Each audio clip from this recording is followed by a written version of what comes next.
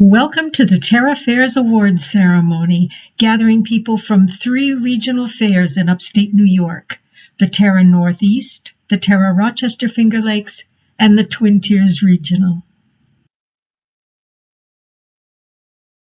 Please allow me to introduce Terra's president, Dr. Femi Damkaci, who wants to welcome you personally. This is Dr. Femi Damkaci. I am the president of Terra Science and Education.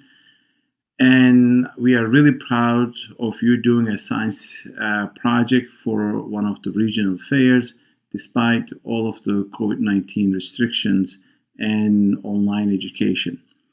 So we are really happy that we are part of this endeavor in your life, and then we are really happy that we can support your science projects and sharing them with the others.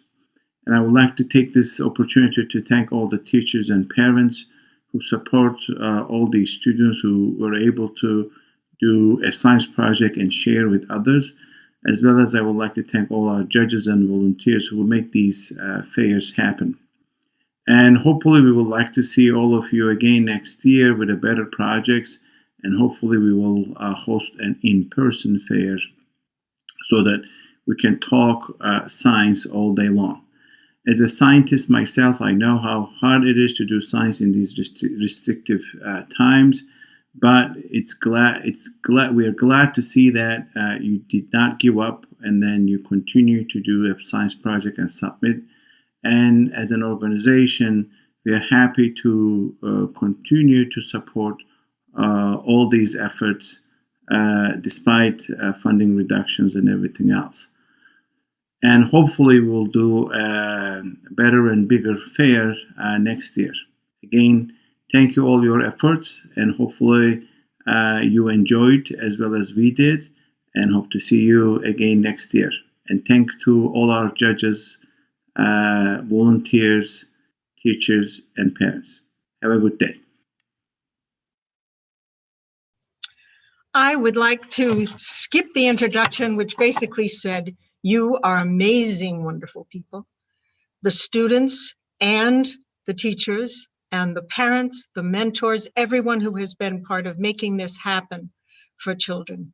The fair committees, the directors, every volunteer who has given their time and their talent over the last 12 months to make today happen.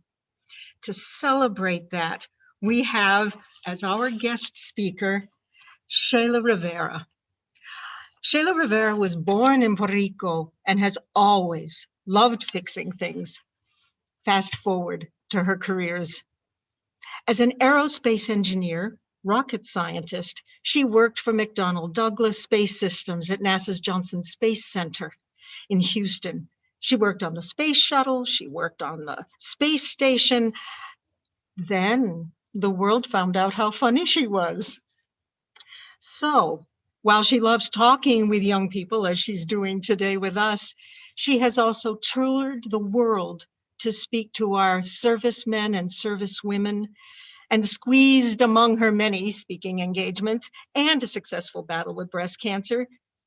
She is also the director of ENGRX program and a professor of practice at the College of Engineering at Texas A&M University. While some people call her a Renaissance woman, we choose to present to you our favorite funny rocket scientist, Shayla Rivera. Welcome. Thank you so much, Mary Eileen. This is fantastic. I hope everybody can hear me. I have to tell you, this is so cool to see young people coming together. This is a celebration. Congratulations in being here and, taking a risk and entering a science fair. And yeah, there's COVID and there's all this stuff going on, but you said, you know what, I'm just going to do something else, something new. And you know what, that tells me something about you, because life is like this beginning of this program today. There's a whole lot of things that happen that we don't expect. And, we just have to roll with the punches, don't we? And that's what you guys are doing. So I want you to know that I respect that so much, that I'm identifying with you, because here's what I know for sure. I know that you have taken the pen in your own hands to write your own story, because you are a story. That's what you're doing. And now you have in there this whole idea of the story and the chapter of the science fair, which is kind of fun. And I know you're a story and I'm a story, right? And today our stories are exchanging a little information. And when we exchange a little information, then we become entangled, right? It's a quantum principle. We'll talk about quantum physics next year, maybe. But here's the thing. We are now entangled forever. We are now, our stories have crossed paths. And I want you to know the importance of making sure that you write and that you keep thinking about your story as you go along. And the way I'm going to do that is I'm going to share a little bit about my story, because I promise you that I did not know what my story was going to bring to me, but I knew that I was going to do my best and I was going to take risks and I was just going to go on no matter what other people told me about me. I decided that I don't want to be told who I am. I want to be asked, who am I, right? I mean, so that biggest person that needed to ask that question was me. So let me tell you a little bit about my story. I was born and raised in Puerto Rico. Actually, my name is Shayla Rivera Martinez Cortez, Romero Reventos, Murphy by marriage, because at one point I married a Texan. It was an interesting wedding because he was Irish Catholic. I'm Puerto Rican Catholic. Means half the family was drunk before the wedding and the other half stole their cars. It was fun. Just a joke. So I want you to know how it was that I got to the States. All right. So in Puerto Rico, when I graduated high school, in Puerto Rico, when you graduate high school, you go to your graduation first, and then you go to your senior prom. So that's the way we do it. So my senior prom ended at 4:30 in the morning. At 7:30 that very same morning, my parents had me in a plane leaving Puerto Rico forever, moving me to Houston, Texas. Now, I want you to experience, I want you to understand exactly how that felt for me, because you're at that age where I was. You know, imagine you're 17 and you go home and your mom says, okay, honey, tomorrow we're moving to China and you're going to live the rest of your life in China. I'm not being controversial using China. I'm telling you that you probably would say, but I don't speak Chinese. That was my problem. See, I didn't speak any English. I mean, I spoke the Puerto Rican, I knew the door and the window, but I had no, idea of, conversational English or even technical English. Or I was scared. I was scared. And I told my mother, and she, was very supportive of me when I said, Mommy, I don't speak English. She said, I don't care. You're going to have to handle it. She trusted me enough to handle it. So she gave me 2 weeks. She said, you have 2 weeks to get over this fear. So I sat in front of the TV and I started watching television. The year is 1979. I know you're very young, but back in that time, there was a show called The Gong Show. I'm taking you somewhere, so stay with me on this story. I'm watching the show called The Gong Show, and The Gong Show was interesting to watch because although I don't speak English, right? It's interesting. It's visually interesting because there had like weird people doing weird things, weird acts and whatnot. And I'm just sitting there scared, and I see the guy introduces the next act, and out comes this woman who was very, very, very large, wearing a thong bikini. And she walked to this piano and she sat at the piano and she played it like a concert pianist, like I've never heard such beautiful music in my life. And in that moment, I said, that's it. I am going to learn this language. I'm going to learn it right. I'm not going to talk like this. I'm going to do it right. I'm not going to talk like Texans either. I'm going to do it right. I was so righteously upset. And because of fear, I was so afraid to not ever be able to, I saw this thing as much bigger than me. So in that moment, I said, that's it. So I turned off the TV and I went into my room and I started reading out loud. Okay, so I take books out loud, in English. I don't know what I'm reading because I don't know English really, right?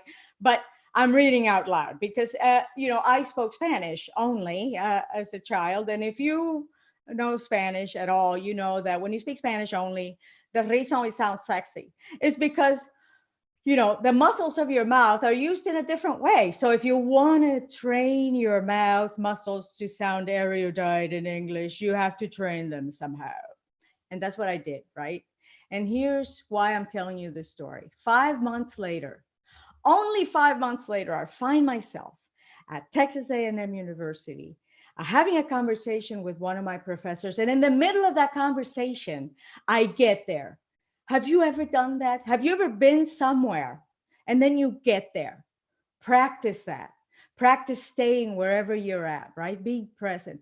But in that moment, I got there and I go, whoa, check me out. I'm actually carrying on a conversation in English with this professor. How cool am I? And then I had another thought. And the other thought said, wow, if I can do this, I can do anything. Because it's a language, right? I just mastered a language. This is huge. And then I had another thought, and it wasn't my thought. It was a whisper. It's one of those things that comes from, from God, from quantum, from whatever you want to call it. It was a whisper almost. And that whisper is why I'm here today and why I will go wherever I go. And that whisper said to me, remember, if you can do anything, then anybody can do anything. And I really heard that in that moment. And I paid attention to that. And I know the truth. I know the truth is that if anybody has ever done a thing, anybody else can do that thing or better. They just have to want it and put the time in and have the passion and give it the effort that it requires. So that's one of the things I want you to understand. I just shared with you my first quantum leap.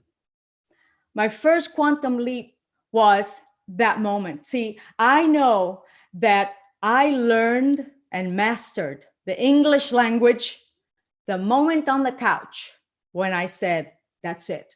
The moment when I resolved, the moment when I said, there's no other option for me. I am going for it. And I took the actions and I took the steps and I took the risk to believe that I didn't even have to believe. I just knew it was going to happen. So it only took 5 months to bring it to pass, but it happened in that moment. And I know you have some of these moments in your life already. And everybody, whether you're a student or a teacher or an administrator or whatever, we all have had these moments where we move through something and we resolve. When you resolve, it's not deciding. Deciding is, I'm going to go ahead and do that. Resolving leaves no other option. I was going to learn English, and now I drink water. Think about that. Think about that and make sure you write down the moments in your life that you've had like that, when you have conquered something. So let's continue with the story. I go to school, I study aerospace engineering and psychology because I figured I come in handy someday when we find life in another planet that needs therapy, right? Be like, E.T., why won't you call your mother? Come on, light up the finger, vámonos.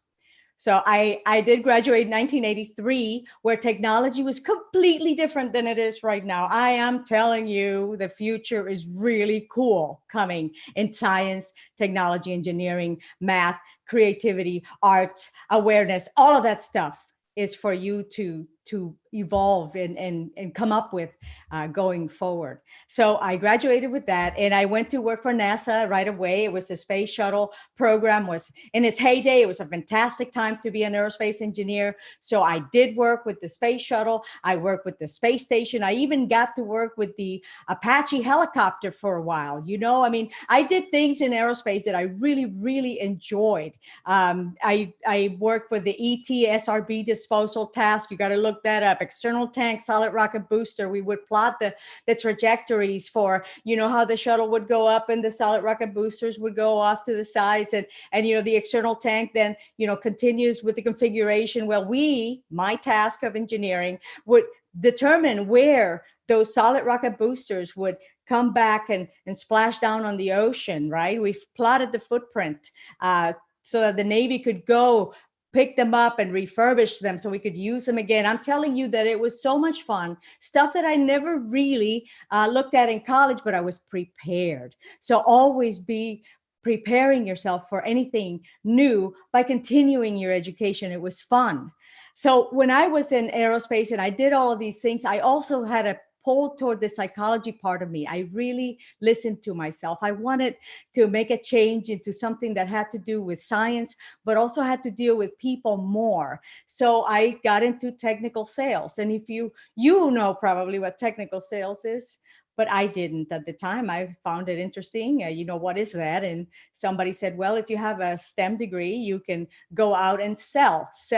You're not a person who is prepared in science and technology and engineering and math can go, you're not selling stuff, you're selling solutions, right? You're coming up with solutions for your clients, and you have things that you sell for them and everything. So of course, from aerospace, what else would I sell? Right, oil and gas products. I got into oil and gas products, environmental systems, gas chromatographs, pH, conductivity, water treatment chemicals. I'm telling you stuff that I didn't even like chemistry in college, I got to tell you.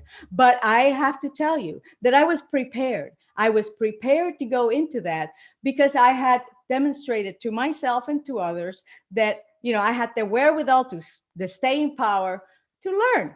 Once you get your degree in science and in STEM and any STEM, you will be able to, that will translate into so many things.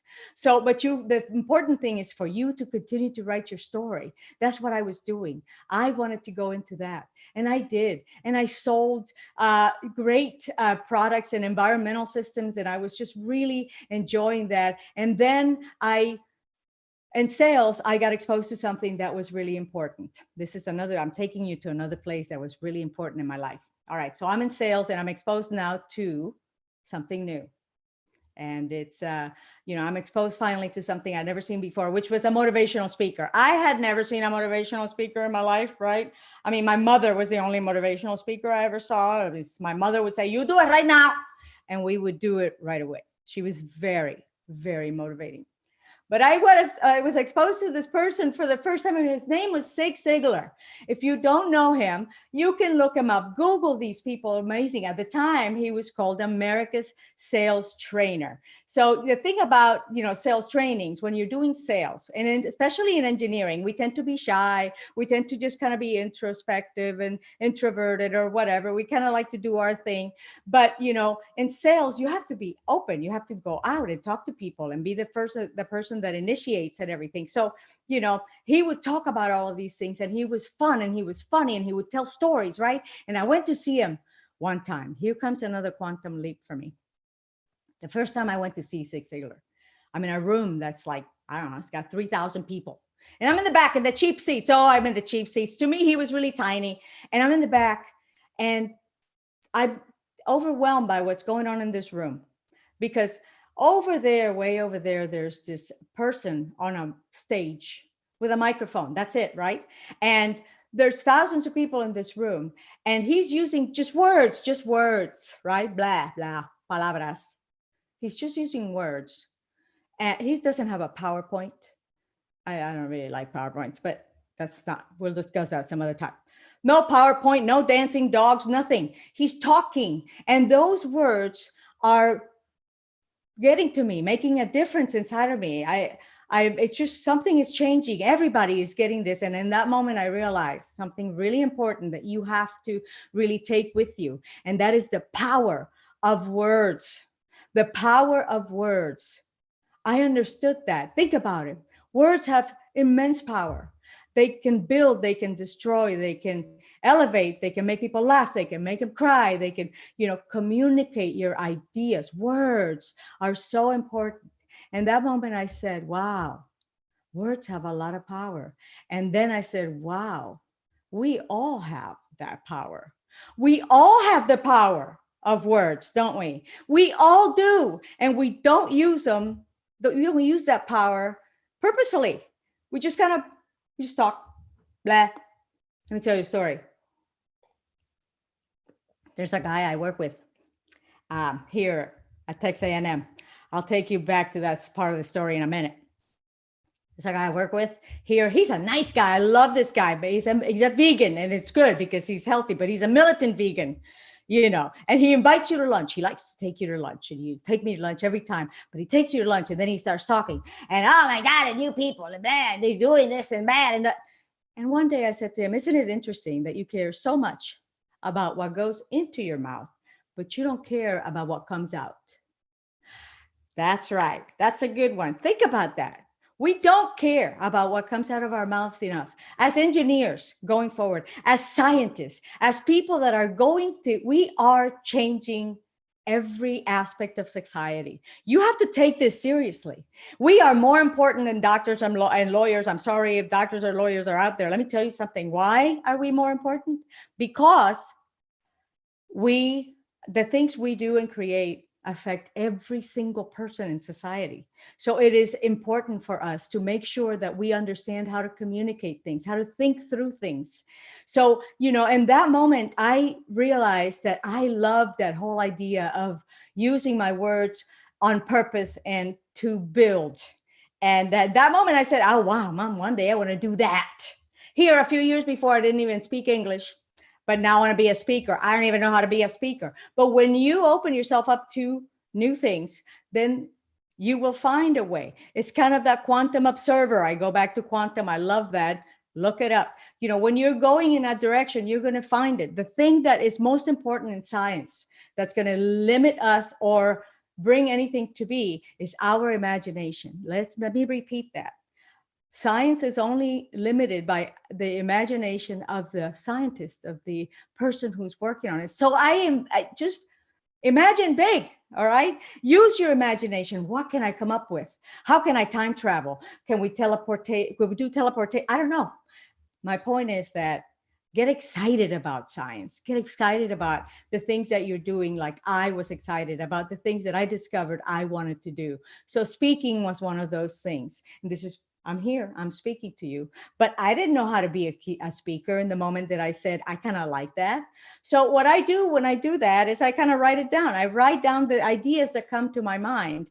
And what happened is at that point, I ended up going to a breakfast one morning where a speaker came in and talked about stress management. And, this guy, Robert Pennington in Houston, he's an amazing guy, stress management expert. He got shot, center of the chest, point blank, boom, and survived. And he tells a story, and the story is very funny and whatever. And the things he was saying really resonated with me. So the next morning I showed up at his office. I took a risk. I showed up. I just saw him yesterday and he remembered this.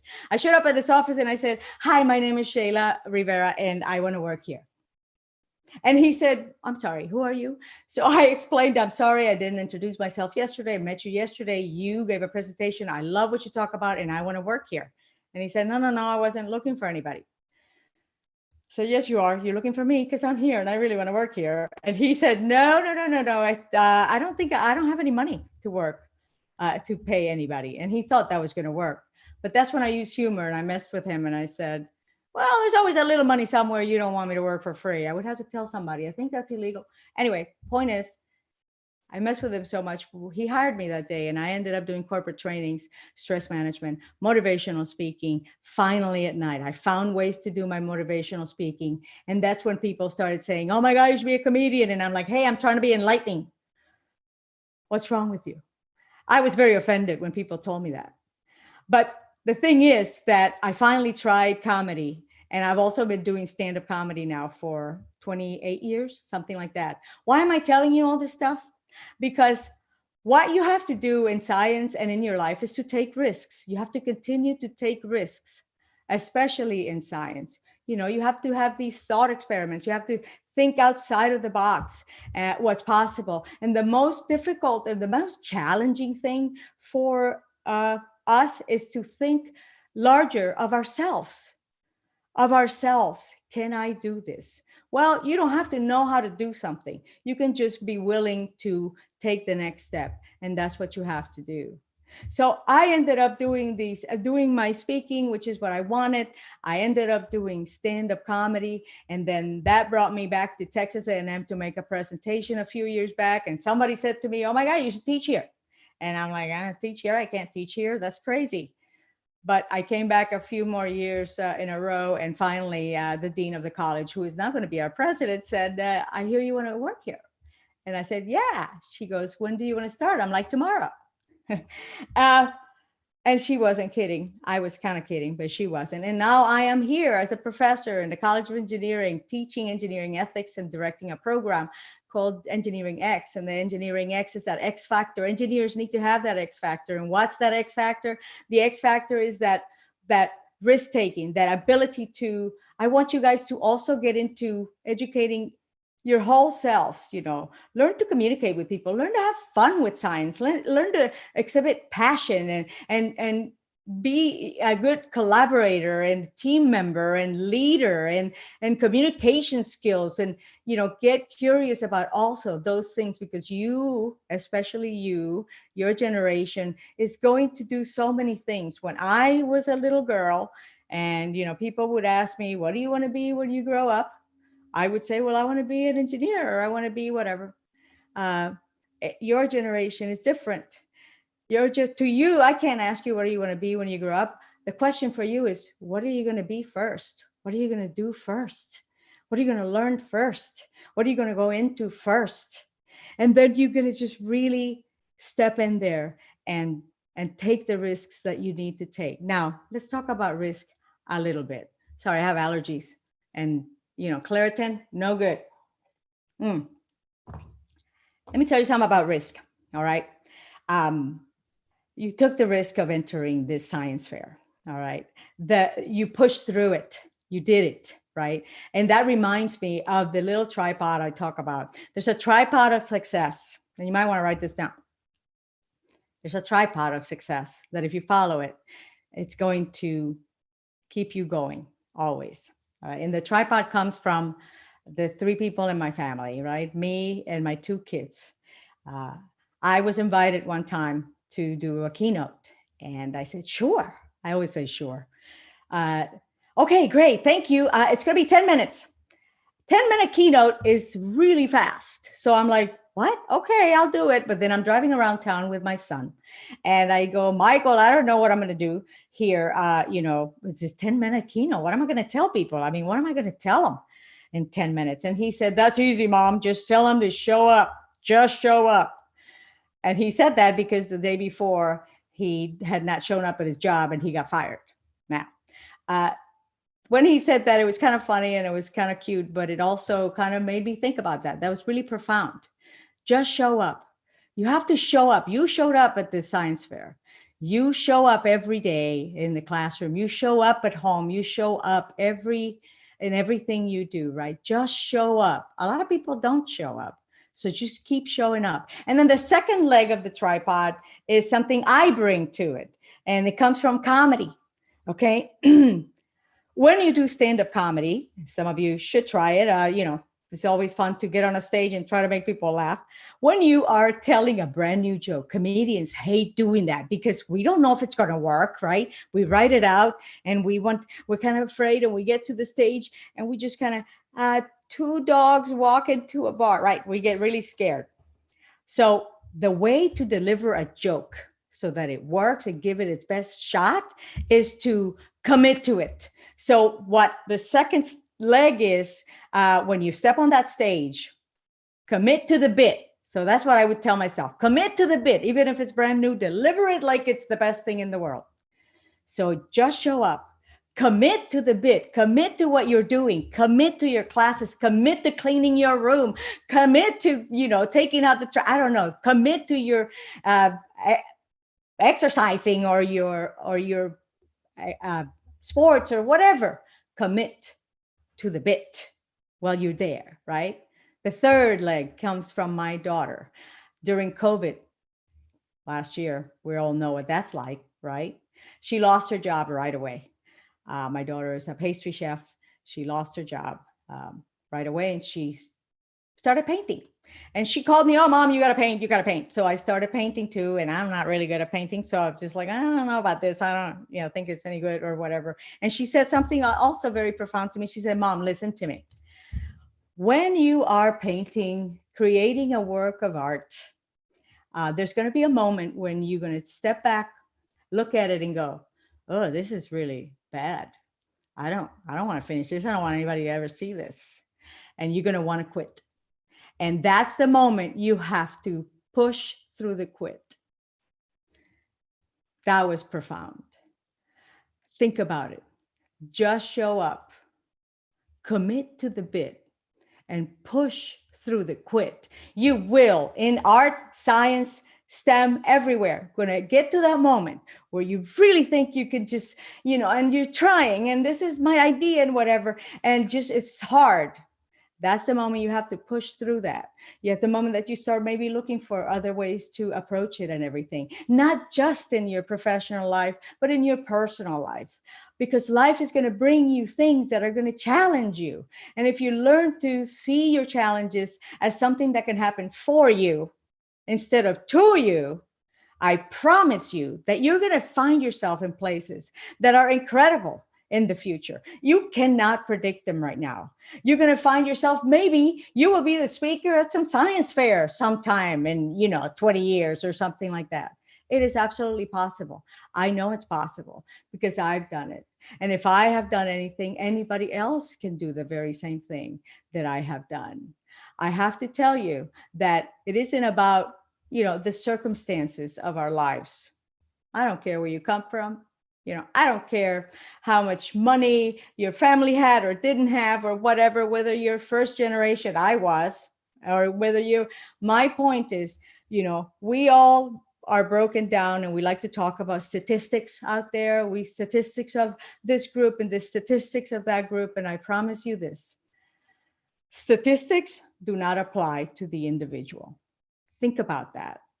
Think about that. You are an individual. I was an individual. I didn't like to be told what I could or could not do. So I was kind of a rebel. But the point is that do it with gusto, do it with passion, be creative.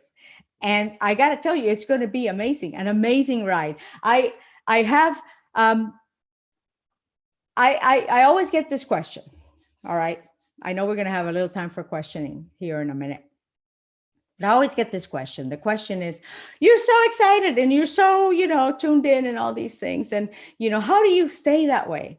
Well, that's like the best question ever.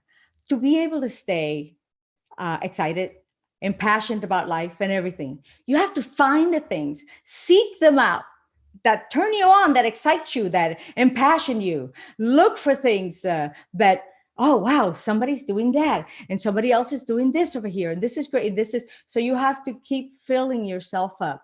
And the best way to feel that passion, to live the best way you can, is to take the risk, to live. It's kind of like Dr. Fred Alan Wolf talks about, he's Dr. Quantum. He talks about, we all live skating on the edge of chaos. Chaos, we think of, oh, that's bad. No, chaos is infinite possibilities. So taking a risk is the most important thing. So going back to what I was trying to tell you, my number one question is, how do you stay connected? Well, you got to stay connected. You got to find the things. You got to find reasons to laugh. You have to find reasons to sing. You have to find reasons to dance. And you have to find things that inspire you as well. This morning, I found something that I'd never seen before. So I'm going to share it with you right now. And I go on YouTube and I, look for things, and I found, I'd never seen this. Myron Stevens Jr. is a 103-year-old man who is passed now, but it was a quick video that said, advice from a 103-year-old. I said, well, let me look at that. And it said, it's very short. He says, you want my advice? Stop looking for advice. Go out and do something. Come hell or high water, remember everything is a risk. Crossing the street, going to college, getting married, having a family, buying a new car, whatever is a risk. And then he said, he's putting on a jacket. He goes, I would stick around, but I have new business to attempt to. And then he looks and goes, now go take a risk. So that's exactly what I'm passing on to you. I'm not 103 yet. I'll get there. Maybe my YouTube will, be different. I don't know. Take a risk. Don't should on yourself. I said should. Don't should on yourself too much. When you start thinking, I should try this, I should try that, maybe I should do this, don't should. Let the should hit the fan and take the risk. And you will grow, and you will feel alive, and you will write one of the best stories ever. And then you share them. Then you share them with everybody else. And that's how we make the best of the world. And that's how we make the best of humanity, science, of everything, is tune into your own life, make it cool, share it with other people. Thank you. I'm so happy to be here and celebrate with you guys. Well done. Pat yourselves on the back. You took a risk. You're here. And I get to be here and share with you guys. Thank you very much. I can open it now for questions and answers if anybody has any. Shayla, can you hear me? Yes, ma'am. Good. We've got a few questions, lady, waiting for you. You talked about having fun with science. Give me an example. An example of fun with science. Oh boy, how can you not have fun with science is what I'm saying. Let me give you an example of when I was kind of your age. In Puerto Rico, my father was not an engineer by education, but my dad was the best engineer I ever met in my life. My father had an ability he was always working on something. You know, my mother would get on his nerve. Well, he would get on her nerves, but having fun with science for me began with him because he would always be working on the car or whatever. And I would go in the garage and, here's me, snot-nosed little, I don't know, 7, 8-year-old, maybe 12-year-old, 14, because I was always around him. And he would, can I help you? Oh yeah. And then he would send me, go find me the 3/4, socket wrench, whatever. It's over there somewhere. And I would go over there, start looking, and I go, this one? Well, no, it's over there. And I would show, and then he would come over and say, oh, let me look. Okay, it's right here. And having fun with science began with having fun with my dad, I felt welcome. It was like he made it so much fun to hang out with him and do things. I didn't know what I was doing, but it just that whole notion that he made me think, or he made me believe, or I knew that there was no difference between me and my brother. Whoever showed up was put to work. So I had fun doing that. And then I had fun mainly with the Apache helicopter. Oh boy, that was so much fun because the machine was right there. With the shuttle, I was in Houston, so I didn't get to see the space shuttle too many times. But the Apache helicopter in Arizona, when I was there for a while, it was right there. And it's very cool to just, put your hands on the science that you're working on. One question came in. What's your advice for what I do today to start the rest of my life? Great question. It's very simple. Today, be here today.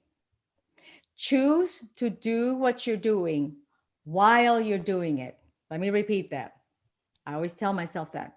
Choose to do what you're doing while you're doing it. In other words, if you're doing your homework, choose to do your homework. Like you're here in this presentation, right? Some people are watching it. Some people are watching it this way, that way. You are engaged because you're asking a question. You've chosen to be here. Continue that. Continue to come to the moment you're in. If you're doing the dishes, do the dishes. Turn on the music. Ask your parents if you need to take out, do something else. Choose it and then do it to the best of your ability. And that's how we connect to science and technology, by, being present in whatever we're doing. So really, if you're going to dance, right? Don't just kind of dance. Look at the difference between a ballerina and how they finish an extension and somebody who's just kind of moving around. Choose to be where you're at. Be present. Look for reasons to feel better. Look for reasons to laugh. Yes. I just want to remind everyone who's here, add questions to the chat. We still have 4 more minutes. There we go. There was one that came in. You've talked about communication. What's the key to the way you're talking to us and communicating through an electronic medium? How are you communicating to us? I am communicating to you. The difference, I believe, perhaps, is I'm coming from a place of an expert. What does that mean? I'm talking to you about what I know about. I know about me. I know about the things that I have gone through and the choices I've made and everything. And I'm coming to you from a place of such desire to convey to you the passion that I have felt. I know what's true. The truth is that any one of us can do anything we set our minds to. And I'm encouraging you to set your mind to it. I got because I didn't speak English, I got really interested in words, and how to say something is really important. Find always many ways to say something. Remember who you're speaking to. Communicate with caring, with desire. You know, a lot of times people say, I want to be a speaker. And I go, okay, what message do you have to convey? Oh, well, I can talk about this or I can talk about that. Well, then you're a talker. So become somebody who's coming from, from your heart. So that's probably the difference. The difference is that, you're getting, what you see is what you get here with me. I just really, I want you to get, if I could just grab you and go, come in here and get what I'm trying to tell you, I would do it. Wonderful. You've talked about your father being important. If you closed your eyes right now and thought of the person who is the most important person in your life, what would you say to them? You're going to make me cry. That's good. Yeah. There's a couple of people. My dad, definitely. My son, I lost my son. But I would say to them both, thank you for believing in me while I couldn't believe in me. Thank you. And always thank those people that believe in you, your teachers. They're not trying to annoy you, turn it in and do it better. It isn't annoying. They wouldn't, if they thought you couldn't do it, probably, I promise you, they wouldn't ask you. Thank the people that are believing in you. So that's what I would say to them. Thank you for believing in me, in spite of me not believing in myself at times. That's what I would do. Thank you. I feel like you've opened your mind and now you just opened your heart to us as well. Always. I believe that we are out of time, but you have told us that we can share this video for the coming year.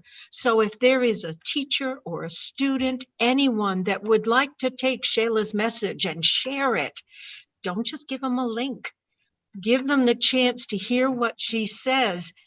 And what she told me last week was that if you will let her know when you are presenting her video, if she's free, she might come in and do a Q&A for you.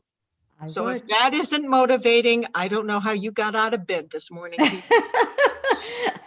Thank you. Thank you so much, Shayla. This was marvelous. It's an honor. Oh, our privilege. Take care. All right. Thank you. Okay. Now, we begin our presentation ceremony. I'm going to start the slide, hopefully with none of the extra voices running. Drum roll, please.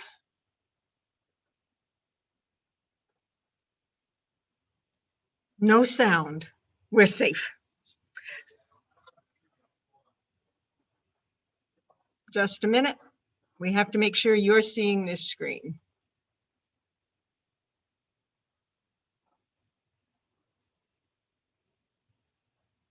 You should have it now. Double check.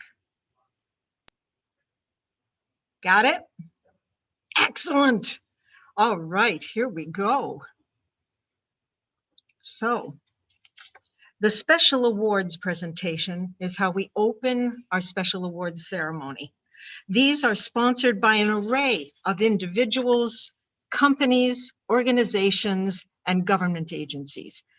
We'd like to take this moment to thank them all for their generosity and for their vision of the future. I will read the award name first, then the names of the students who are the recipients.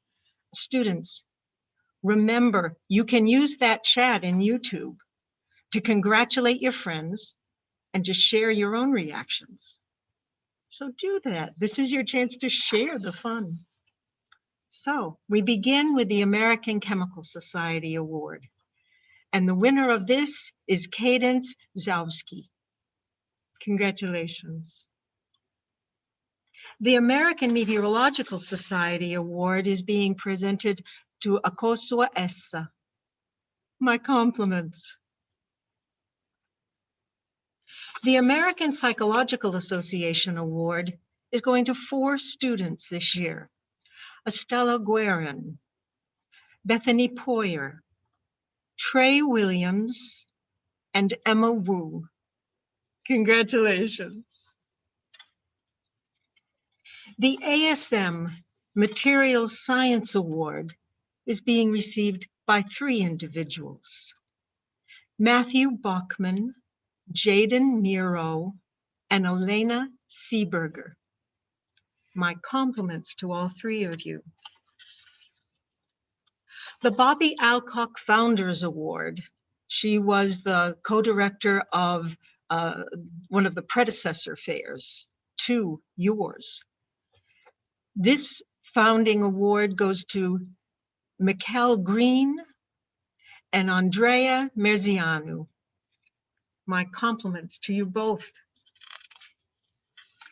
Now, the Eagle View Women in Technology Award has a special message.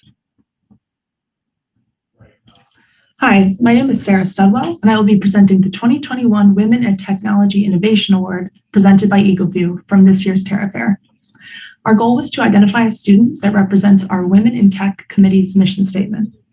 Women in Technology's vision is to foster a culture of inclusion and equality that empowers the employees at Eagle View and inspires future generations to achieve their aspirations within the workplace and beyond.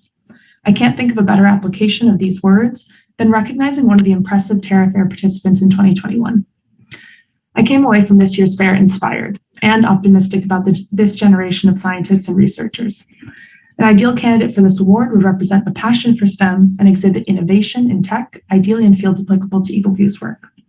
Myself and fellow Eagle View judge Ashton Fisher were able to see a number of incredible presentations throughout the day, and after careful deliberation, have awarded the Eagle View Special Award to Alexia Savage, Year 9, for her self-sufficient early warning fire system. At Eagle View, we use our technology in disaster response and recovery, including major wildfire events, and think her work aligns well with our mission. Alexia is an impressive young woman in STEM, asking important questions about how to make life-saving technology affordable and available to all. Alexia clearly understood the relationship of climate change to the damaging effects of wildfires in the US and put her energy into thinking about a potential solution. She has her sights set on future work to figure out how the sensor configuration and data transfer can work more effectively, and we believe her investigation to date and drive to tackle this type of important issue deserves to be rewarded. Congratulations, Alexia Savage.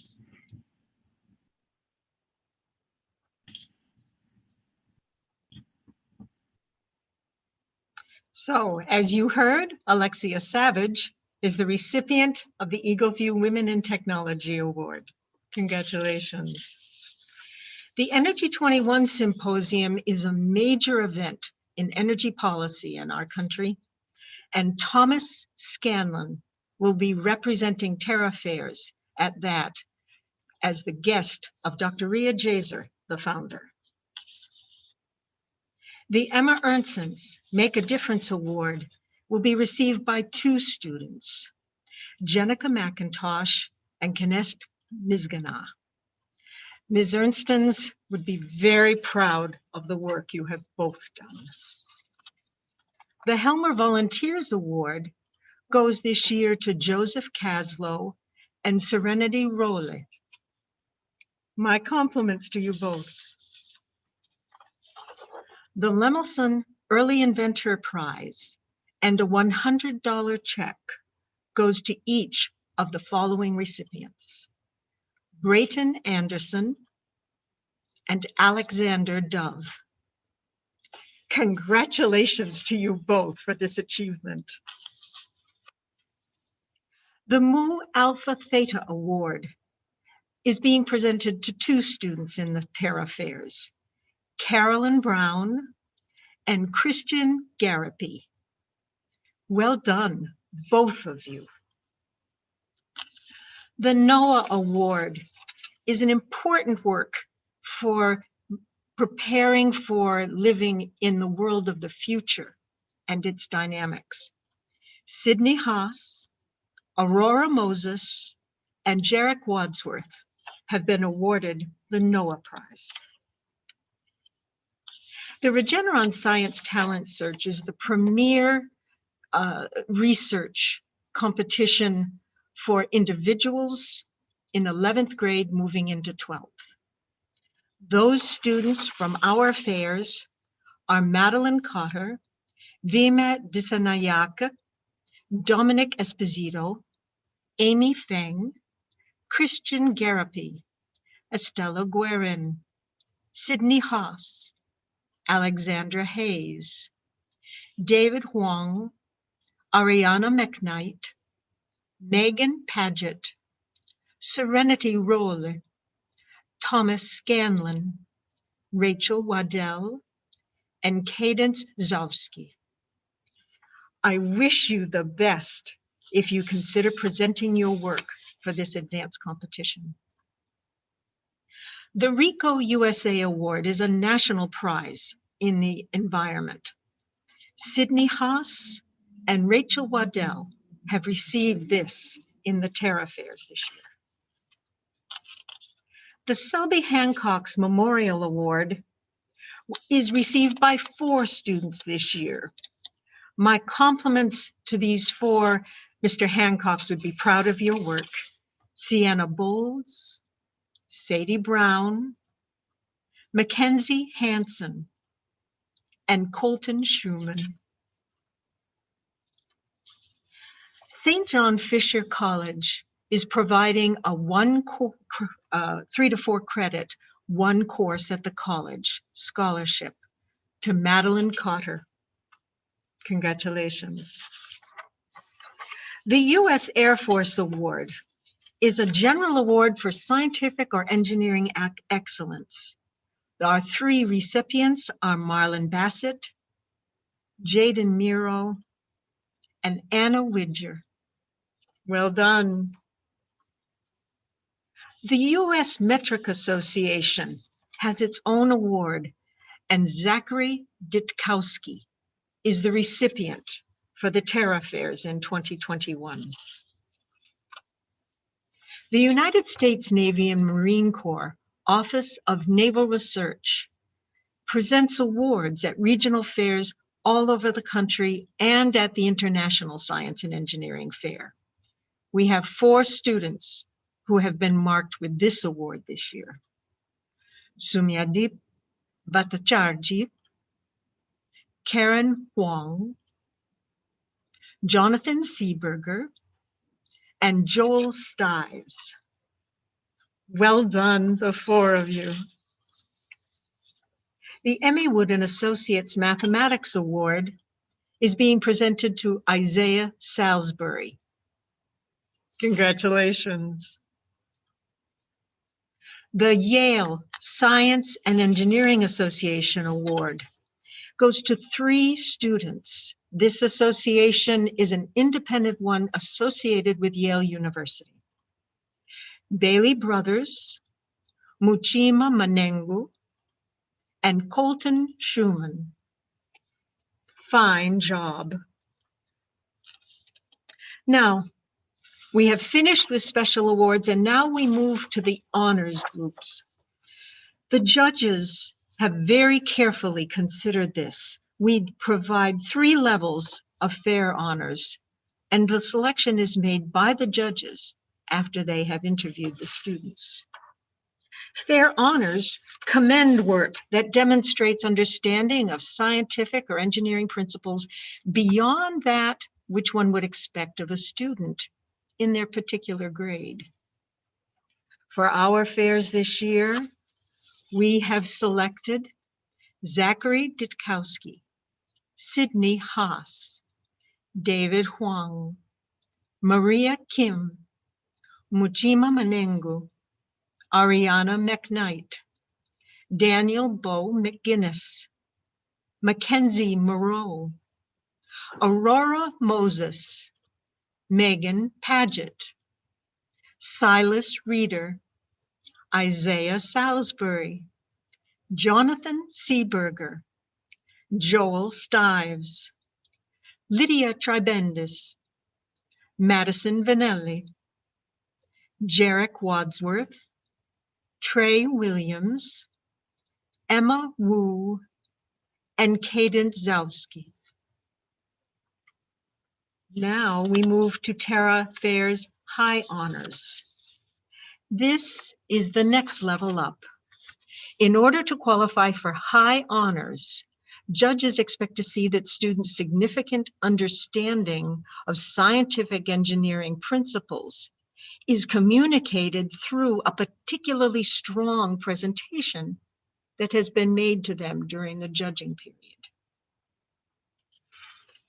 For high honors, the Terra Fair's winners are Bailey Brothers, Caroline Brown, Carissa Costello, Madeline Cotter, Zoe Curtis, Vimet Disanayaka, Amanda Faust, Emma Gador, Christian Garapi, Karen Huang, Micah Kim, Chantel McCarthy, Jenica McIntosh, Jaden Miro, Andrea Mizianu, Kylie Rice, Maria Rickert, and Thomas Scanlon. Congratulations on your accomplishment all. The best of topic presentations refers to the fair's best student in the topic presentations division. These are students who chose to study a field in depth. Often, this is done in preparation for a research or an engineering design project that they plan to do the following year. Vimet Disanayaka, Chantel McCarthy, Mackenzie Moreau. Forgive me. These are our topic presentation best projects. Congratulations. Terra Fair's highest honors is the most significant award that the judges present from their first round judging. Not only is the student's comprehension markedly above what is expected from that grade level, but every aspect of the project and its presentation fit the word superior.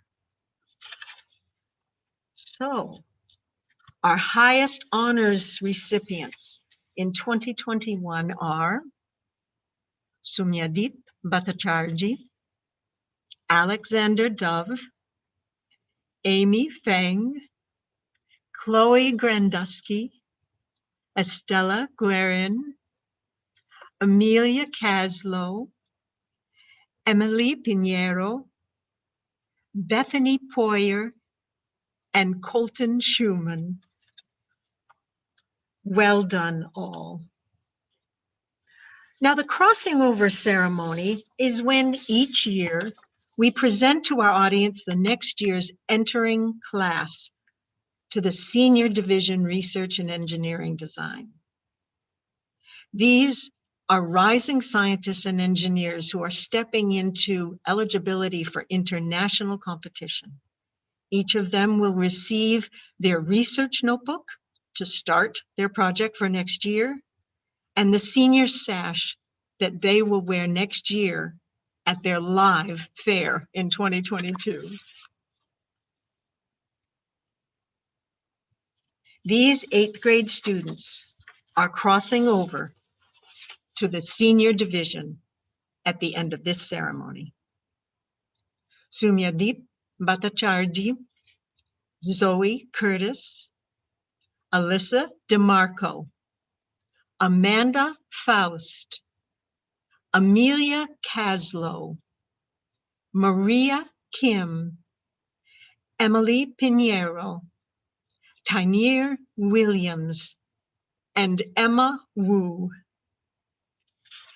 We look forward to what you will bring us for your work for this coming year when we see you at your regional fairs next spring.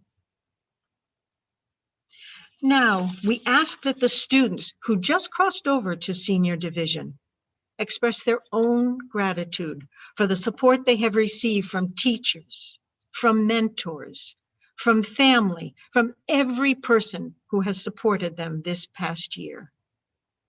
They have prepared you well for next year's adventures. And if they're not with you now, phone them, text them, email them. Let them know what you have done is because they believed in you. Think of what you heard earlier today in our keynote.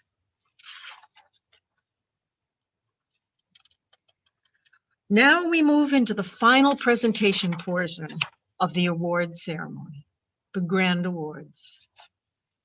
The Terra Fair Grand Awards are presented to individuals or schools who will receive scholarships or grants, and to those students who will represent their regional science fair at future competitions or symposia, including the Genius Olympiad and the Regeneron International Science and Engineering Fair, both international competitions with 70 to 80 countries represented among their students. We'll begin with the Hemphill Educators Award. This is a commendation for outstanding teachers and inspiring fair directors. Maya Crosby at Allendale, Columbia. Travis Godkin at Allendale, Columbia. Courtney McCorkle at Northern Potter. Rebecca Schumann at Saranac Middle. And Harold Clark with the Terra Rochester Finger Lakes Science and Engineering Fair. We commend you and thank you for how you are living out your passion for pre-collegiate science and engineering experiences for our youth. The Terra Educators Awards refer to those schools who have advanced the most students to their regional fairs. From the Terra Northeast Regional Science and Engineering Fair, cash grants will go to Moriah Central School District with Tiffany Pinheiro and Rachel Zauner, and to the St. Lawrence High School with Michael Gendler. Congratulations. For the Terra Rochester Finger Lakes Science and Engineering Fair, their Terra Educators Awards go to the RIT STEP program led by Ashley Simmons, and to the Homeschool Science Fair led by Sophia Kim. Well done. The Terra Educators Awards for the Twin Tiers Regional Science and Engineering Fair are going to Archbishop Walsh High School with Lois Hausler, and to Portville Central School with Robert Stives. All of these schools will receive a cash grant from Terra Science and Education, specifically because of the hard work of these teachers in making sure children came to the regional fair. Now we look at student awards. Broadcom Masters is a national competition to which we are permitted to advance a certain percentage of our 6th through 8th graders. From Terra Fairs 2021, we will be sending these students to the Broadcom Masters competition. Sunyadeep Bhattacharjee, Carissa Costello, Zoe Curtis, Alexander Dove, Amanda Faust, Amelia Caslow, Maria Kim, Emily Pinheiro, Kylie Rice, Isaiah Salisbury, Madison Vinelli, and Emma Wu. You will get more information about how you will submit your work to the Broadcom Masters soon. Congratulations. Now, in order to be considered for advancement to our state, national, and international competitions that we feed students to, we have a grand award honor round, a second round of judging. These students were selected from all of them across 3 fairs, serving over 20 counties in New York. These are the students from whom we selected our advancees. Caroline Brown, Madeline Cotter, Vimet Disanayaka, Amy Feng, Chloe Grandusky, Estella Guerin, Sydney Haas, Karen Huang, Micah Kim, Andrea Merzianu, Bethany Poyer, Maria Rickert, Colton Schumann, and Jonathan Seeberger.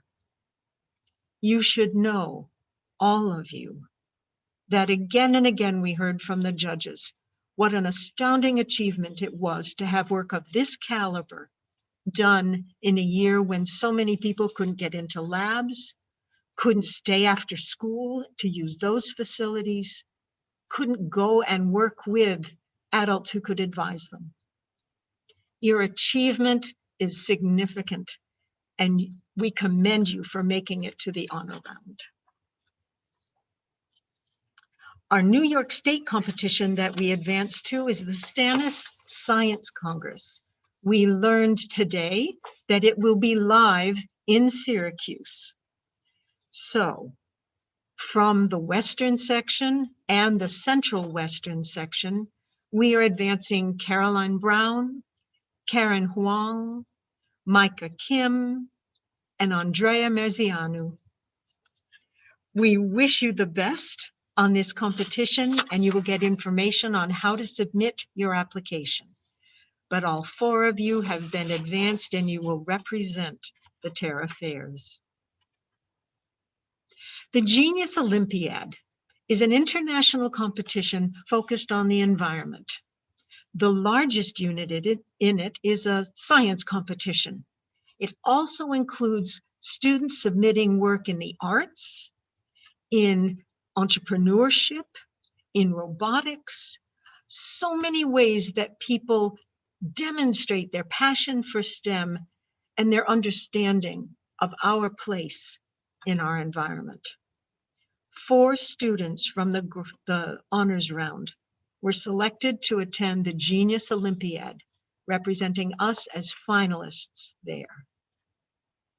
Chloe Grandusky, Sydney Haas, Alexia Savage, and Thomas Scanlon. Please know your directors and your fair committees are very proud of the work you have done and very confident that you will represent us superbly at the Genius Olympiad. And every one of the fairs that becomes a Terra Fair is an affiliate of the Regeneron International Science and Engineering Fair. This international competition began in 1950, and we have 3 students who are representing the Terra Fairs this year, going to Regeneron ISEF. It is a virtual competition, as is Genius, but you will now join the select group worldwide for the rest of your lives of being ISEF finalists. And these 3 students are Amy Feng, Estella Guerin, and Bethany Poyer. We have already started your registrations, and your scientific review committee paperwork is being reviewed, and we are doing everything we can to help you be prepared to represent your fairs at the International Science and Engineering Fair. Congratulations, all 3 of you. And I would like to congratulate every student who participated in the Terra Northeast Regional Science and Engineering Fair, in the Terra Rochester Finger Lakes Science and Engineering Fair, and in the Twin Tiers Regional Science Fair. Your achievement, your being able to put on your school record that in 2021 you competed in an internationally affiliated science fair is a tool that's going to go on with you for the rest of your lives.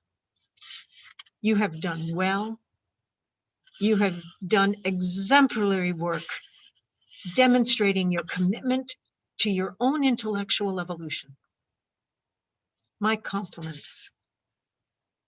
And now I would like to introduce the gentleman who is one of the bravest I know today.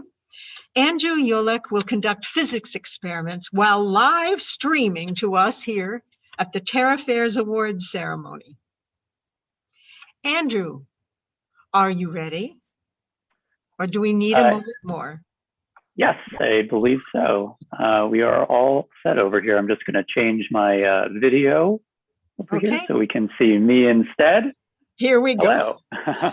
Welcome. Thank you so much for having me, Mary Ellen, and thank you so much for everyone else as well. Y'all can hear me okay? You can hear me okay, Mary Ellen? Yes. Excellent. Well, first off, let me just extend my congratulations to all the award recipients, as well as all the participants of this fair. Congratulations on your achievements. Well done. My name is Andrew Yolleck. I am the physics lab technician at Elizabethtown College, which is located in Elizabethtown, Pennsylvania. I will be here for another couple months, and then I am transitioning over to a new position at Siena College as their physics and engineering lab manager, which is located in Loudonville, New York, not too far from Albany. So I'll actually be getting closer to the area that most of y'all are located in. So I wanted to thank you all. Thank you for allowing me to be a part of this celebration of your achievement over here. And in that spirit, I would like to go ahead and walk you through some experiments for today.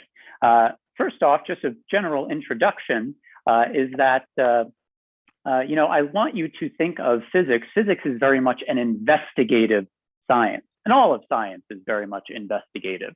But the way we approach physics in particular is often seen as just a conglomerate of mathematical equations and so forth, which is, you know, very much far from the case.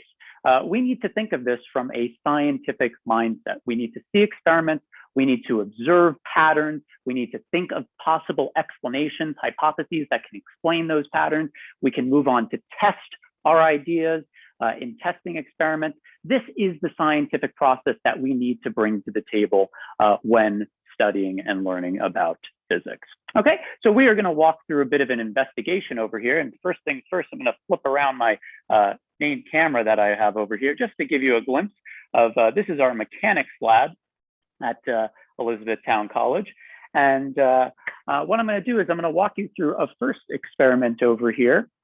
I'm going to just make my way around here. You all should be able to see me. Here we have a tablecloth, standard tablecloth, and we have a whole bunch of dishes in this location over here. And what I'm going to go ahead and do is I'm just going to briefly pull on this tablecloth like so. And when I do that, you notice that these dishes and so forth make their way across the table, right? So we have some sort of interaction that's going on over here that's allowing for the table, or rather the dishes, to remain at rest with respect to this tablecloth over here. But we can also get something else to occur. So I'm going to bring this a little bit closer to the edge, just like so. And if I go ahead and do this nice and quickly, we'll do this quickly. 1, 2, 3, just like so. And we get those to almost stay in place. This is a really interesting experiment that we have over here, and it has a lot to do with Sir Isaac Newton's laws of motion. Now, when I pulled that tablecloth nice and quickly down, I was able to overcome that force of friction that we were seeing before. So this is a really interesting observational experiment that we have. And hey, if you want to try this on your own, I have a couple of suggestions for you. First, get a nice, smooth tabletop, more smooth than what I have over here. And you also want to make sure that when you're doing this, that you do it nice and quickly, okay? Fast, down, and that is it. Otherwise, you're going to have a lot of plates and dishes coming right towards your face, which is never a good thing. So that is one observational experiment that I would like to present to you on the topic of Sir Isaac Newton's laws of motion. So now I'm just going to quickly make my way back around over here so I can switch our camera source. I'm going to go ahead and share my iPad screen that I have over here. All right, and you should now be able to see a different section of our mechanics lab, and I'm going to make my way down over here so I can get in front of the iPad, and you all should be able to see me now. Okay, so there's another experiment that I want to talk a little bit about. I want to talk a little bit more about our understanding of matter, okay, our understanding of matter and what matter is made of. And I want to talk about it in a very generic sense, okay? What we have here is we're testing an idea that matter is essentially made of small particles. And I'm not using that word particles to mean something more complex like elementary particles or other small things that you may be aware of. I'm just saying that word particles to mean that we have an understanding that matter is made of small stuff, okay? And to test this idea, what I have inside of here, I have this bell jar over here. I have a balloon inside of there. That one is blue, that's inside of there. And we can connect this to the experiment we saw before, this idea of Sir Isaac Newton's laws of motion. Right now, that balloon inside of there, and right now there is air inside of this glass tube that we have over here. That balloon is just at rest. It's not moving. It's not expanding or shrinking or anything like that. It's just staying as is.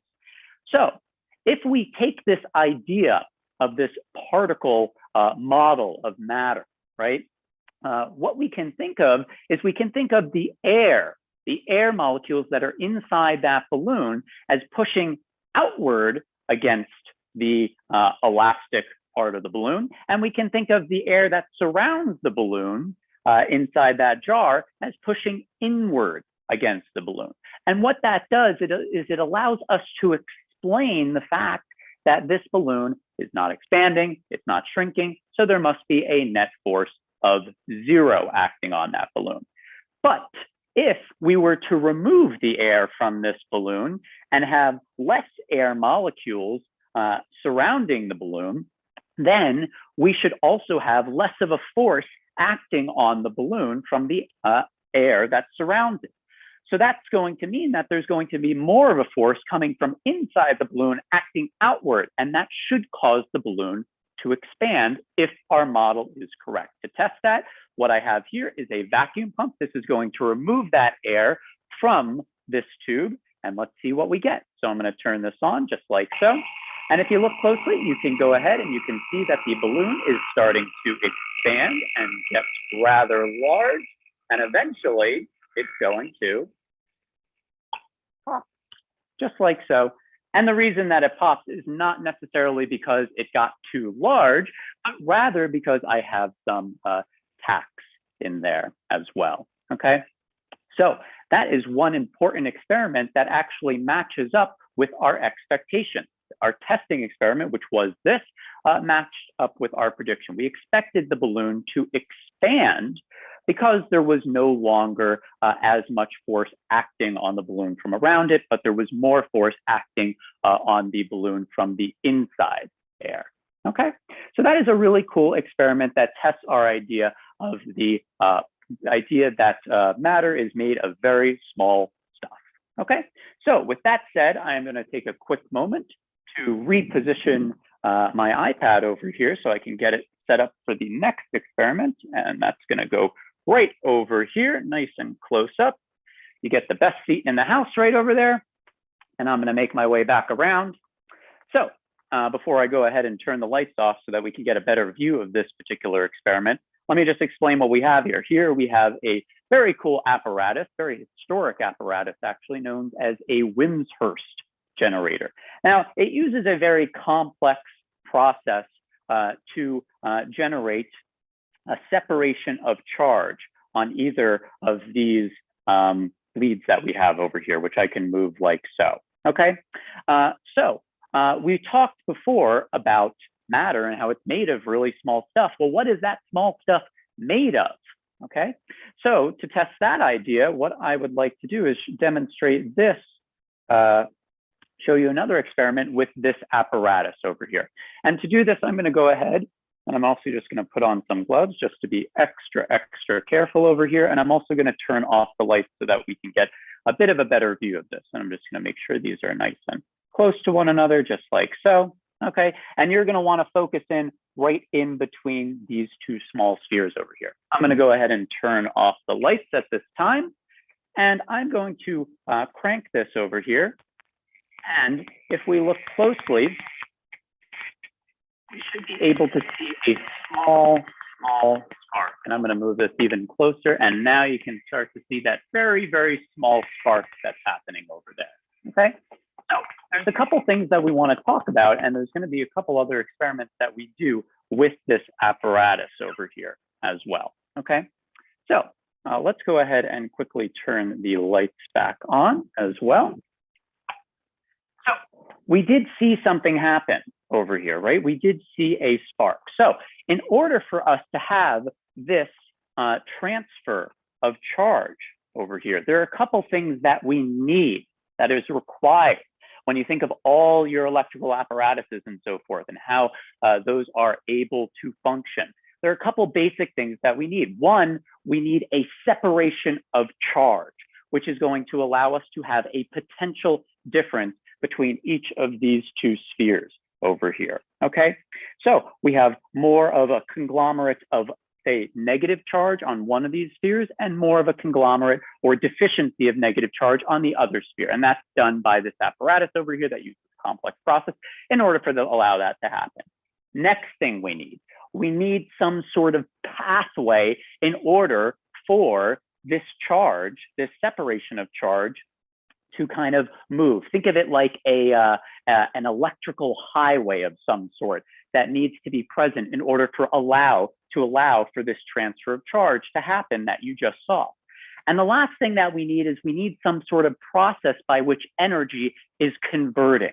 So the electric potential energy that we had due to the separation of charge allowed there to be some other forms of energy in the form of light. And I'd like to show you some other ways in which we can have that energy transfer and other ways that we can have this conduction pathway as well. So I'm going to move these leads a bit farther away this time, and I'm going to keep the lights on this time. And I'm also just going to put my gloves back on just in case. And I'm going to go ahead and build up quite a bit of charge on this one. Okay, just like so. All right. And now what I have over here is I just have a piece of aluminum foil crumpled up into a ball. And if I place this nice and close over here, you'll notice that we get this back and forth motion over here. So our conduction pathway, our electrical highway, is now just this piece of foil, which is bringing the charge back and forth until there is no longer any separation of charge, which is what we see now, because now the foil does not want to move back and forth. So that is another way that we can see that. The energy transfers that were happening there, we were seeing that the aluminum foil ball actually had some kinetic energy as well. There's one more experiment that I want to show you with this, and I'm going to make sure to get quite a bit of charge over here. And I'm also going to turn the lights back off for this one. I'm going to build up a bit of charge here. And what I'm about to place in between these two leads over here, these two spheres, is just a fluorescent light bulb, okay? And if I place this in between over here, what you'll notice is you'll get a quick flash of light, just like so. It's not too large, but it is a bit of a flash of light that we see over there. That is another way that we can have a conduction and electrical highway in which we can allow these charges to no longer be separated, just like so. You see that quick flash of light over there to light up this fluorescent bulb. Okay, so those are some interesting experiments we have with our Wimshurst generator. I'm going to turn the lights back on, just like so. All right, take the gloves off. And now one of the things that we want to do when we think of electrical devices that we use, we're using them all the time, right? Is we want to think, how do we allow for this separation of charge to be automatic and to kind of continue, without stopping? Because that what I just showed you before was happening very quickly, right? And the separation of charge died out very quickly. We need a means of maintaining that separation of charge. And one of the ways that we can do that is simply by using a power source or a battery or something like that, right? So what I have over here is a bit of a circuit over here where we have 1, 2, 3 identical light bulbs. And we also have 2 switches which are currently in the open or off position, okay? So I have a power source back over here, which is going to supply 6 volts to this over here, just like so. Now the power supply is hooked up. This is the positive end, and the negative end is over here. Now, even if you haven't studied physics or if you haven't studied circuits before, that is totally fine.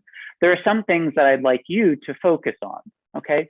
One thing is the idea that if we change a single part of our circuit, for example, by flipping one of these switches, we are not only going to change this local part of the circuit, but rather we are going to change the entire circuit, okay? Another thing that I'd like you to focus on is the fact that we have a constant supply of potential difference over here, which is allowing us to light these light bulbs up continuously, okay? Now, another thing that I'd like some of some of those who have had some experience with circuits before is if you want to make this more of an investigative process, what I'd like to show you real quickly, and I'm going to just change this on my iPad screen over here, is what I am showing you now is simply a circuit representation of the circuit that I just showed you before. Okay, so if this doesn't look like, if this looks like absolutely doesn't make any sense or anything, that is totally fine.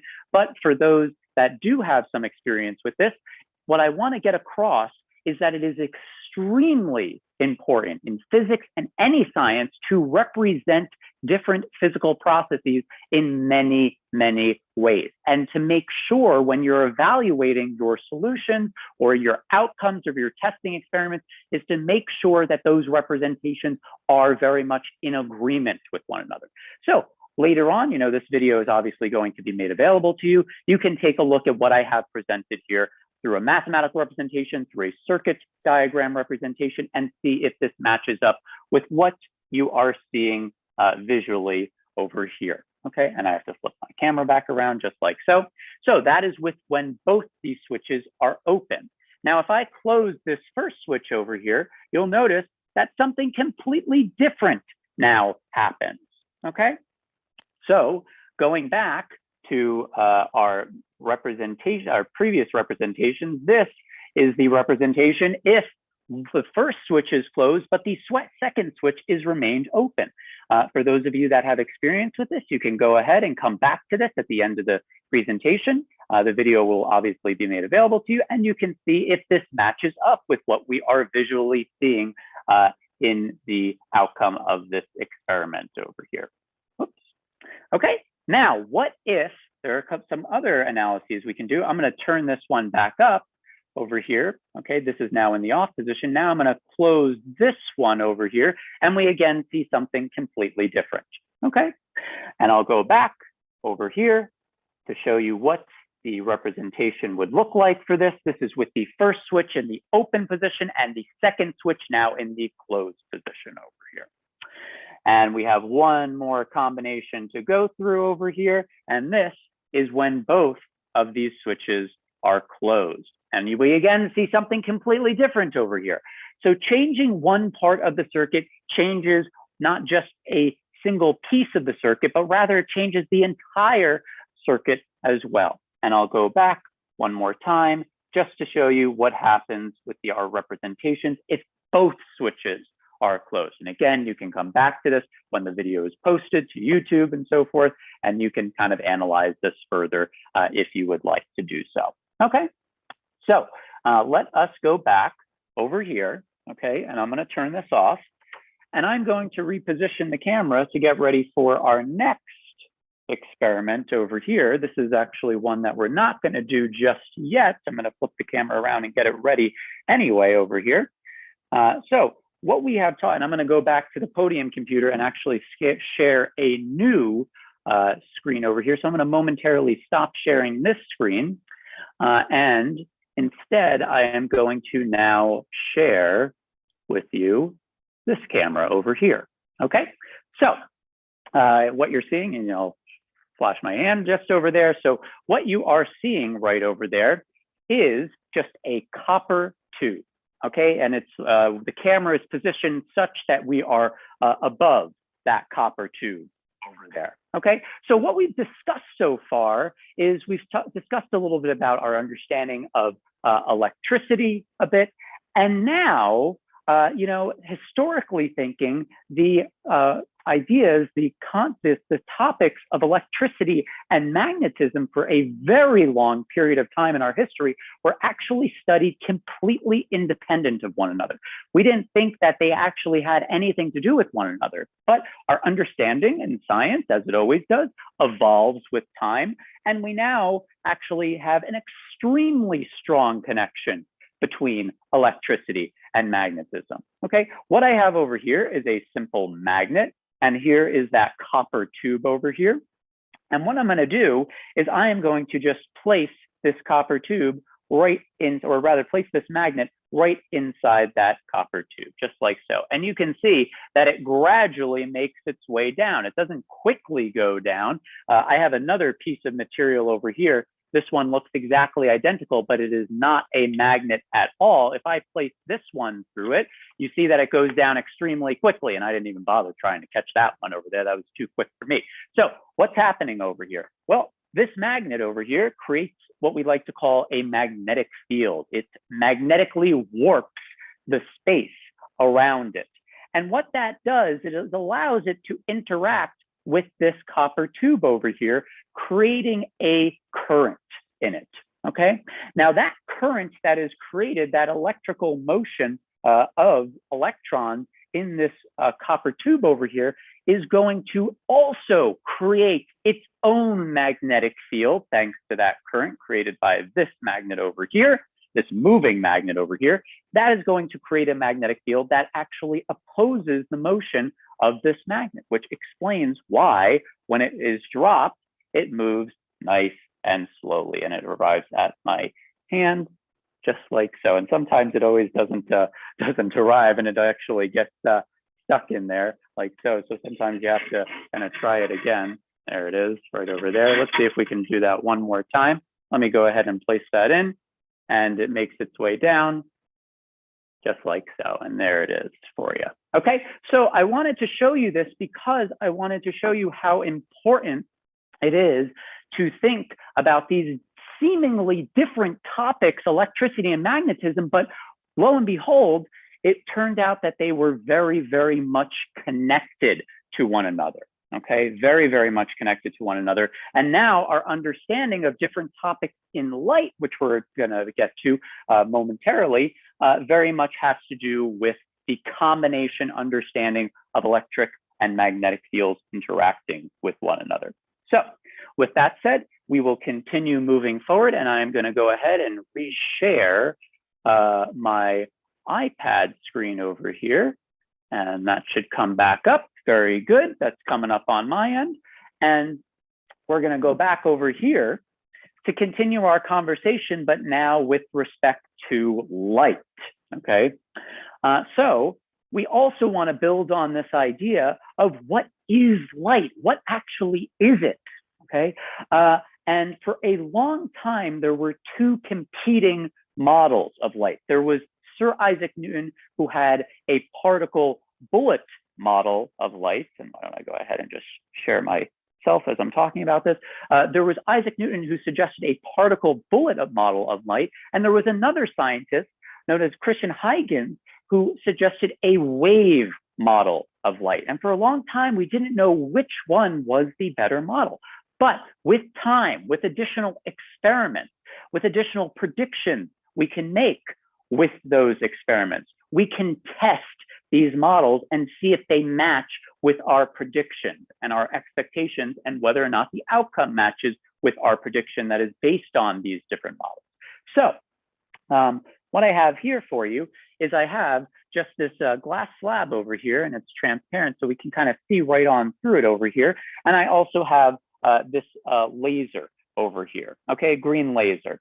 And what I'd like to show you is some of the experiments that were done, thinking historically of this, to help us gain confidence in one model over another. So to do this, I'm actually going to just quickly turn off the lights again so we can get a better view. There we go, lights are off. And what I'm going to do is I'm going to take this laser and I'm going to simply shine it at an angle through this material, like so. So what's happening here? Well, the laser, the light, is going from one material to another, right? It's going from air to this glass rectangle over here. And what's nice about this is we can actually see, you can see the beam of light, okay, coming from this laser over here. And what's interesting about that beam is that it is actually not in line with the direction of motion of the beam when it is in air.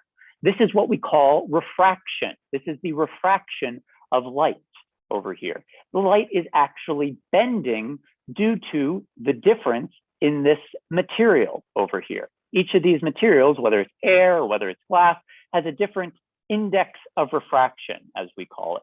Okay, and what that index of refraction tells us is really just how fast. It gives us information to how fast the light is traveling through that particular material. Now, thinking of our two models of light, thinking of the particle bullet model and the wave model of light, this experiment by itself actually does not help us to figure out whether the model, the model that is correct, the model that we can gain confidence in, is a particle bullet model or a wave model. Now, both models actually make different predictions as to whether the speed of light is going to increase or decrease in this new material. The particle bullet model says that the speed of light is actually going to increase in this second medium, whereas the wave model of light says that the speed in this second material is going to decrease, okay? So back then, they weren't able to figure that out. So this experiment by itself did not help us to figure out which model of light we could gain confidence in. But we are going to see another experiment very shortly, the next one, which will be the last one, as to what model is best. So before we see that last experiment, I want to show you just a very similar one over here, okay, making use of this particular shape instead, okay? So I'm just going to slightly reposition our iPad camera over here just to get it in the right position. There we go. So now what I want to do is I'm going to shine this at essentially a 90-degree angle over here, okay? And now we get a very interesting effect going on right over here, okay? I'm gonna show kind of my hand in here, like so, okay? And what you'll notice, there's a very interesting effect going on here. This is something that is called total internal reflection, where all of the light that is incident on that surface, on that interaction between one medium and the next, is being entirely reflected. None of the light is getting into the air. But if I go ahead and I reposition the laser, you can eventually see that there is going to be an actual beam of light that is shining on my hand. So this angle does not produce total internal reflection over here, okay? Not at all. But if I position it horizontally again, we see that we do get that total internal reflection. A very cool experiment, okay? So there is one more experiment that I would like to show you. And to do that, I'm gonna turn on half the lights because I happen to notice that this worked best when only half of the lights were on. So I'm gonna reposition my camera over here, just like so, and I'm gonna make my way around so I can make sure that y'all get the best view possible of this. And to do that, I'm just gonna raise this camera up just a little bit so you get the best view possible. I don't want you to see the ground over here. I'm just gonna quickly reposition this. Okay, because what I wanna show you last is an experiment having to do with the diffraction of light, okay? Using a diffraction grating. Okay, so now I'm gonna reposition this camera just like so. I'm gonna push it up just a little bit. There we go. That's exactly where I would like that.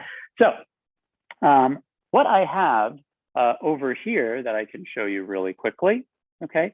Over here, I have a couple of lasers, and I also have a diffraction grating over here. And what a diffraction grating is it's simply a whole bunch of lines, okay? A whole bunch of slits, essentially, that are allowing light to kind of pass through them in an interesting way. Now, when we only have two slits, this was actually a very famous experiment done by Thomas Young quite some time ago. When we just had a double slit, this experiment over here allowed us to gain confidence in the wave model of light. You'll notice that when I send two separate lasers through this diffraction grating over here, we get a very interesting pattern. We see bright spots, we see a lot of darkness where there's no light whatsoever, okay? Now, what this experiment did is it helped us to gain confidence in the wave model of light, Christian Huygens' real idea, okay? Why it did that is that, well, a particle bullet model cannot explain this experiment here, but a wave model can allow us to explain this. The wave model says that these wavelets, these waves are essentially interfering constructively at specific locations. And the way that they are interfering constructively is at these bright spots over here. Okay, but I also wanted to show you two separate lasers, okay, which have two different wavelengths. One is a green laser, one is a red laser. The red laser has a longer wavelength. Notice how different types of light are going to interfere constructively at different locations. You can see the first maxima after this is the central maxima that we have over here, okay, and those are always going to kind of be located right in the center. But the first maxima next to the central maxima, notice that the red laser dot and the green laser dot are located in completely different locations over there. And that is because they are interfering constructively at different locations. We see the same thing on the right-hand side. And if we go to larger maxima, we can see that they're really separated. Look, that is the second maxima over there for the green laser, but that is the second maxima over there for the red laser. So this particular experiment over here allowed us to more so gain confidence in a wave model of light proposed by Christian Huygens.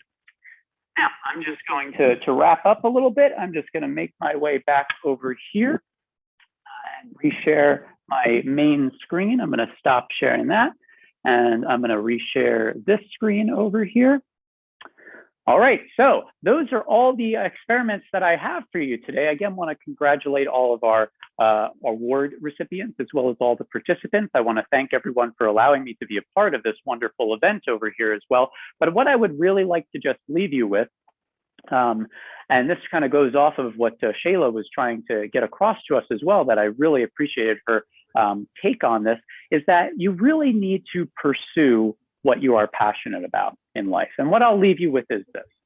Over 120 years ago, there was a famous scientist known as Max Planck, okay?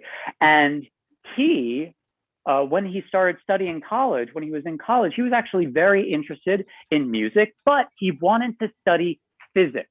He wanted to study physics. However, he was recommended by his professors not to do so. He was recommended not to do so because it was suggested that most of what, physics is already known, and, there's not too much left to discover, and you shouldn't bother studying physics. Well, Max Planck did not take that advice, and he ended up studying physics regardless of what his professor had to say about it. And in the year 1900, he actually made a discovery that completely changed our understanding of the physical world and opened us up to the quantum world of physics. So with that, I really want to encourage you, if you are passionate about it, please pursue it, regardless of what anyone else has to say about it. And to end, just to give you an idea, we haven't even really, we've just barely scratched the surface with our understanding of light. And we don't even fully understand it today. We don't fully understand, is it a particle? Is it a wave? Is it both? Sometimes it acts more like a particle, sometimes it acts more like a wave, and you are the ones that are going to need to continue pushing our knowledge forward. Good luck to you, and thank you so very much for having me today. Andrew, thank you. This was a joy. I am not surprised that the success of the physics program was remarkable, and that you were part of it is a joy for us, and that you will let us use this video over the coming year is a gift, and we thank you. Thank you so much. Appreciate your time. Thank you again. Okay. Well, folks, your award ceremony for 2021 is wrapping up. I'd like to extend our heartiest congratulations to everyone who joined us today. Your fair committees are already preparing for 2022, and we look forward to seeing you there. I've got a couple of reminders. Heaven forbid you not get a reminder. Students, please talk over your project plan with a qualified adult before you begin. That makes life so much easier, and it lets you have safety and development advice before you get committed to an entire project plan. So, students, talk to a grown-up before you begin. 2, teachers, if you want to talk to Terra about setting up local safety review for students, it will make your life so much easier. You will be thrilled. No charge. Send us an email, send me a text. Let us know that you'd like to find out about a local safety review process. We'll help. Remember that both Shayla and Andrew have said that the video that we've done today, we have full rights to for a year. You can use it for a kickoff event, in a scout troop, in a 4-H unit, in a classroom, at a school, a homeschooling co-op. Use it as a kickoff. And remember that Shayla said if you'll let her know when you're doing that, if she's free, she'll come in and do some Q&A. So this is a gift. She's given us a 12-month gift of her talent. The last thing is, in the pre-show, you saw some information about resources Terra has for you. If you want to encourage kids in this pre-collegiate experience, diving into science and engineering and finding out what their talents are and what their passions are, if you want to help that, Terra wants to help you. We have grants, we have materials, we have maker programs, we have Fair in a Box, which lets you run a fair with a sponsor, a gas station like my dad ran, the local grocery store, the nearest community college, the town library, any teacher in a school. We have what you need so you can do a fair and get the kids infected with the fun of this. Terra has that for you. But the most important part of this equation is you. You have the commitment, you have the talent, you have the gift. And all you need to do is listen to Shayla. She gave you the 3-legged stool. She told you how you can move forward, discover your dreams, and then act to achieve them. And we believe you can do it. Congratulations, everyone. Thank you.